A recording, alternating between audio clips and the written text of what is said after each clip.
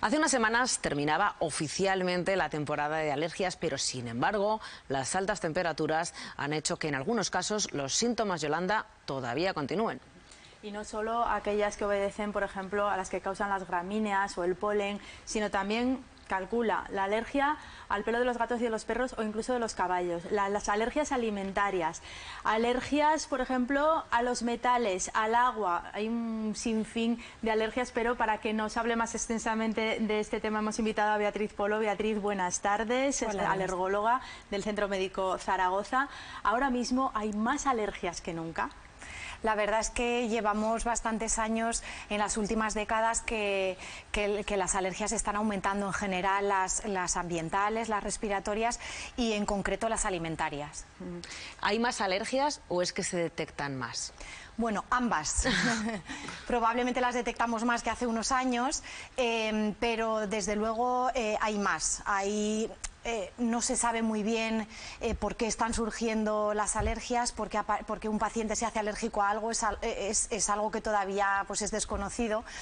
Pero bueno, sí que se sabe que lo que influye, entonces pues el cambio en los estilos de vida, la contaminación, el tener menos infecciones a lo largo de la vida, todo esto nos hace más vulnerables al tema alérgico y puede hacer que aumente el tema de las alergias a lo largo de la vida. De hecho, hay una teoría que se llama la teoría de la higiene, que viene a decir un poco esto, que cuanto más higienizados estamos, cuanto más protegemos a los niños cuando son pequeños de poder coger alguna infección, eso les hace más vulnerables y hace que puedan desarrollar más patología alérgica. Cuando están los niños en el parque, en la arena, deja al niño que se manche. Pues eso hay que comer tierra, que decían las abuelas, ¿no? Eso es. Bueno, vamos, si te parece, Silvia, con los datos, porque hay muchos alérgicos en el mundo. Beatriz, tú me decías que ¿cuántos pacientes puedes tener con alergias, más o menos? En la consulta, la mayoría del porcentaje de pacientes que tenemos son alérgicos. Es verdad que hay gente que viene pues para descartar, ¿no? Pero bueno, claro, la mayoría de los pacientes acuden a nosotros por una sospecha alta de una patología alérgica. Pues nada menos que 25.000 aragoneses hay con algún tipo de alergia en nuestra comunidad. En el total de la población en general se estima que entre 1 y 3 personas tienen algún tipo de alergia. Entre los adultos el 4% son alérgicos y entre los niños el 8%, nada menos. Son unas cifras muy altas. Bueno, esto con respecto a los números de alergias alimentarias en general, pero vamos con esos alimentos que nos pueden resultar más alergénicos. Entre adultos parece ser que son los frutos secos, la fruta y el marisco, y a los niños el LTP, que enseguida vamos a explicar lo que es, el huevo, los pescados y la leche. El LTP, bueno, hace apenas un par de décadas que hemos sabido lo que es, pero ha abierto las puertas a mucha gente que no sabía lo que era alérgica realmente. ¿Qué es? La LTP es una proteína, son siglas de la proteína transportadora de lípidos. Entonces es una proteína vegetal, se encuentra en alimentos vegetales. Sobre todo cuando están crudos, parece que cocinados puede perder un poco de alergenicidad. En los sitios principales donde los encontramos es en la piel de las frutas. Sin embargo, no está en la pulpa, por lo que pueden comer los pacientes fruta pelada, y luego en los frutos secos, sobre todo, como decía, cuando están crudos, aunque pues la indicación es evitar los frutos secos en general. Esas son las dos grandes fuentes alergénicas, aunque cualquier alimento que sea de origen vegetal puede contenerla. Bueno, pues vemos que los niños, aunque alguien me está diciendo por aquí por el pinganillo que también es alérgico al LTP, normalmente los niños tienen alergia a este tipo de proteína. Y con respecto a las alergias alimentarias y los niños, pues hay una normativa común a los colegios aragoneses. Nos hemos acercado hasta uno de ellos, al del tío Jorge, para ver, por una parte, cuáles son las normas a seguir y por la otra, cómo se manejan en la cocina. En la cocina de este colegio tienen que estar pendientes de una docena de niños con alergias alimentarias. Tenemos alergias al huevo, a los lácteos, al pescado, a las legumbres, a los frutos secos, al vinagre, a la lechuga, a la piel de la fruta y a la fruta en sí. Hoy tocan macarrones con verduras y pollo asado. El menú de ayer fue más problemático: garbanzos con huevo. Primero que tienes que hacer a los alérgicos a la legumbre, tienes que hacerles otra comida, evidentemente, pero luego hay que acordarte de que antes de echar el apaño y echar el huevo, tienes que sacar legumbre sin huevo para terminarse de hacer con otro apaño. La normativa en alergias es común para los colegios aragoneses. La normativa de comedores escolares en Aragón dice que en la medida de lo posible el comedor del centro se adaptará a toda una serie de alergias que hay hoy en día. Han llegado a tener casos complicados, por ejemplo el de una niña alérgica incluso al olor del pescado. Tenía que estar retirada del resto de sus compañeros porque si no le producía una reacción alérgica bastante fuerte, se le cerraba la glotis, pues se le producían eczemas en el cuerpo, etcétera. Tuvimos un niño que era alérgico al pescado, al aceite de girasol, que lo que hago es en una sartén se lo frío siempre aparte. El aceite pues de oliva. Nada, ni para ensaladas, ni para nada de nada, o sea, todo era aceite de oliva. Lo tienen todo controlado para garantizar la buena salud de los pequeños comensales. Acabamos de escuchar en el vídeo que había una niña que simplemente, Beatriz, con estar cerca de determinados alimentos ya parece que sentía los síntomas. ¿Llegamos en algún momento a que eso sea verdad o es posible que nos estemos de alguna forma autocondicionando? No, desde luego que es real. No hace falta ingerir el alimento para tener síntomas. Por ejemplo, los vapores de cocción de un pescado, de un marisco, pueden producir una crisis de asma a un paciente que es alérgico a ello. Y también nos hemos encontrado en muchas ocasiones con pacientes, muchas veces niños, que son alérgicos a un alimento y a lo mejor un compañero de clase, el papá, la mamá, ha comido unos frutos secos, una tortilla, si es alérgico al huevo, y simplemente del contacto, de besarle, de tocarle después de haber comido, de haber ingerido estos alimentos, le produce una urticaria, una reacción alérgica. Curioso. Ahora estamos hablando de alergias alimentarias, pero por ejemplo esto puede suceder con una fragancia, con un perfume. Eso es un poco más complicado, el tema es menos habitual. Sí que hay alergias a fragancias, suele ser más por contacto directo, pero ese tipo de alergias son mucho más raras, menos frecuentes que las alimentarias. Bueno, vamos a ver algunos de los efectos que nos pueden producir estas alergias, porque en algunos casos pues, puede ser una simple urticaria, en otro puede terminar una persona en urgencia. Los síntomas más frecuentes, por una parte, lo que hablamos, la urticaria o cutáneos, de algún modo se refleja en nuestra piel, digestivos, que sobre todo por el tema de las alergias alimentarias que estábamos viendo ahora, respiratorios incluso, ya sabemos que se puede encerrar la glotis y puede provocar incluso asma, y anafilaxia, que en este caso sí que se requeriría un tratamiento urgente. Beatriz. Eso es. La clínica con la que se manifiesta la alergia puede variar mucho de un paciente a otro, incluso en el propio paciente, de un alimento a otro y de un día a otro, y de la cantidad que ingiera, por supuesto. Es verdad que los síntomas cutáneos suelen ser los más frecuentes, las urticarias, las rojeces, el hinchazón de determinadas partes del cuerpo. Pero desde luego la anafilaxia es la reacción más grave que puede tener un paciente, en la que ya se implican varios sistemas del cuerpo. Pues a lo mejor hay urticaria, pero también hay un poquito de asma.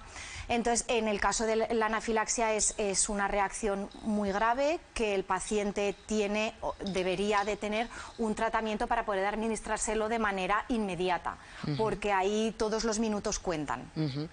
La verdad es que resulta bastante inquietante cuando una persona que está a nuestro lado está sufriendo una reacción alérgica, alguna de estas cosas que estábamos repasando ahora mismo, y la verdad es que no sabemos en muchas ocasiones cómo gestionar. En ocasiones tampoco es el propio alérgico el que sabe qué hacer, pero para eso llegan en nuestra ayuda las nuevas tecnologías, por ejemplo la aplicación Allergap.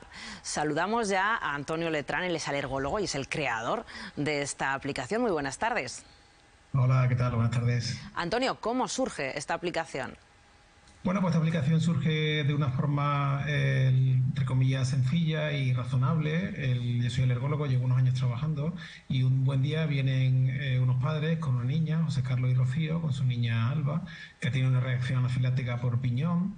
Vienen un poco a buscar soluciones. Le aplicamos los métodos habituales de diagnóstico, ¿no? Y confirmamos la alergia.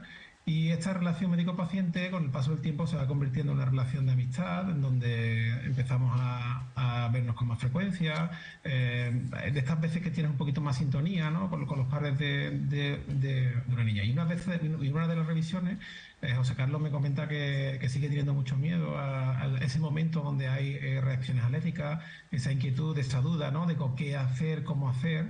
Y yo me acordé que él había tenido un cierto grado de experiencia, me había contado que había tenido un cierto grado de experiencia en desarrollo de aplicaciones previamente, y decidimos hacer una aplicación justamente para eso, para ayudar al paciente en la toma de decisiones correctas en el momento de que se enfrenta a una reacción alérgica por alimentos de forma accidental.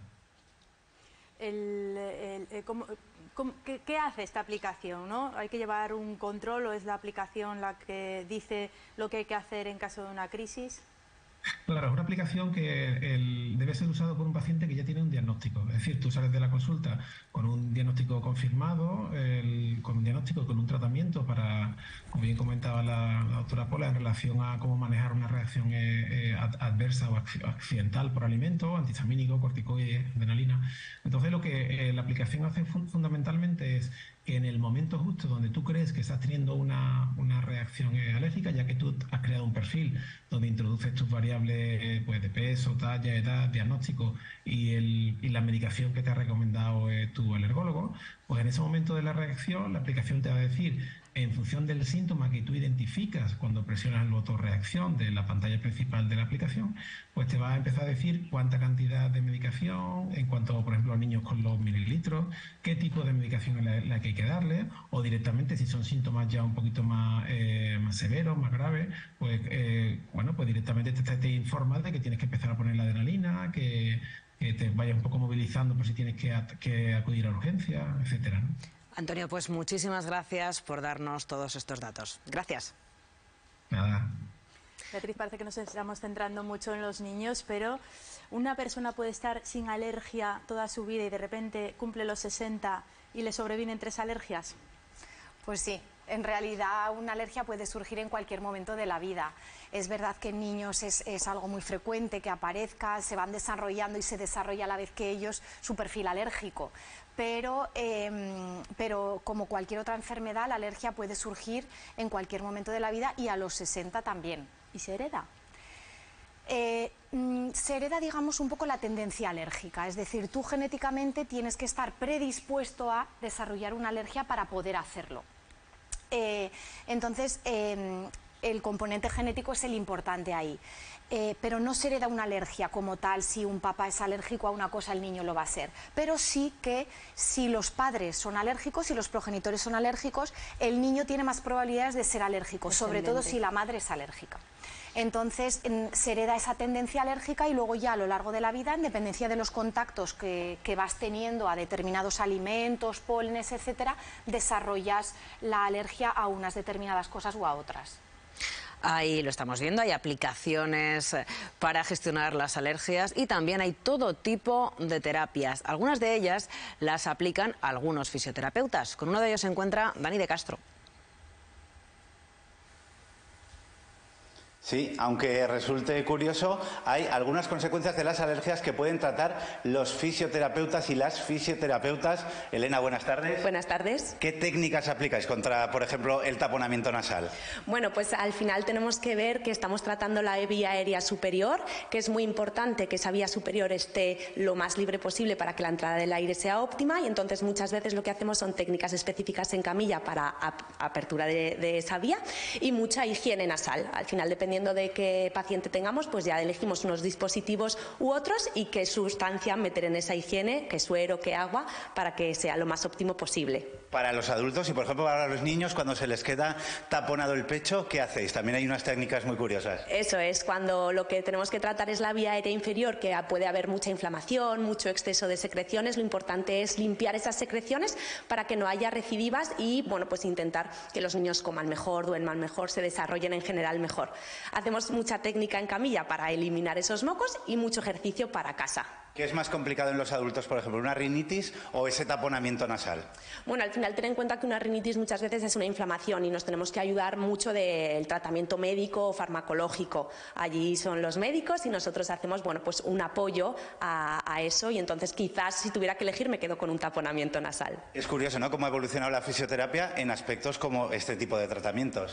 Es verdad que la fisioterapia yo creo que está en auge, por suerte para nuestra profesión, ya no solo para tratar las afecciones, en este caso pulmonares o toracopulmonares, sino también para toda la prevención, que creo que es, bueno, pues muy importante en nuestra sociedad y en los niños. Y las alergias ya no son algo estacional, ya son casi de todo el año. Sí, así es. Es verdad que es un pequeño mito, ¿no?, aquello de que las alergias son estacionales, las vemos a lo largo de todas las estaciones del año. Bueno, muchísimas gracias, enhorabuena por vuestro trabajo, y ya vemos que hay técnicas bastante innovadoras para estas consecuencias de las alergias. Muchísimas gracias, Daniel. Nosotros ahora terminamos ya con Beatriz, pero antes te vamos a trasladar una última pregunta. ¿Pueden llegar a desaparecer las alergias? Esa pregunta no es fácil. Sí, las alergias alimentarias pueden desaparecer. Por ejemplo, en niños es bastante frecuente la alergia al huevo, la alergia a la leche, pueden llegar a desaparecer espontáneamente. Luego ya de cara a la edad adulta es más raro. Lo normal es que cuando una alergia aparece se establezca y se quede para toda la vida.